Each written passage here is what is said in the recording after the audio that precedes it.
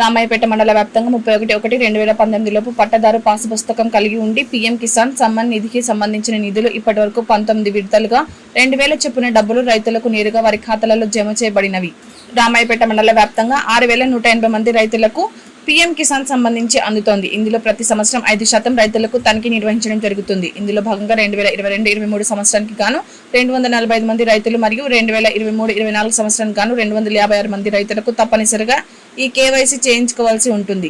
ఇందుకు గాను రైతులు తమ ఆధార్ కార్డు ఖాతా వివరాలను అందజేసి వ్యవసాయ విస్తీర్ణ అధికారి దగ్గర ఏర్పాటు చేసిన ప్రత్యేకమైన పీఎం కిసాన్ యాప్ నందు ఫోటో దిగాల్సి ఉంటుంది. కావున వెంటనే సంబంధిత వ్యవసాయ విస్తీర్ణ అధికారిని కలిసి ఈ కేవైసీ చేయించుకోవాలని ఇన్ఛార్జ్ సహాయ వ్యవసాయ సంచాలకులు రాజనారాయణ తెలిపారు.